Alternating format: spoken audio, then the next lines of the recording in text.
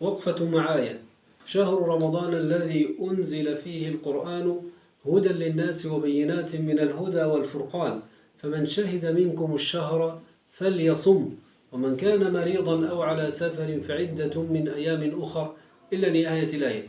أي أن الله سبحانه وتعالى جعل هذا الشهر وهو شهر الصيام شهر مبارك لأن القرآن الكريم نزل فيه، ولأن القرآن هو عبارة عن مجموعة من الآيات والصور وما فيها وما استودعه الله فيها من آيات ومن أخبار ومن أوامر ومن نواهي ومن وعد ووعيد وما إلى ذلك. شهر رمضان الذي أنزل فيه القرآن خصص الله سبحانه وتعالى هذا الشهر المبارك بأن جعله محط لنزول القرآن الكريم على قلب النبي عليه الصلاة والسلام.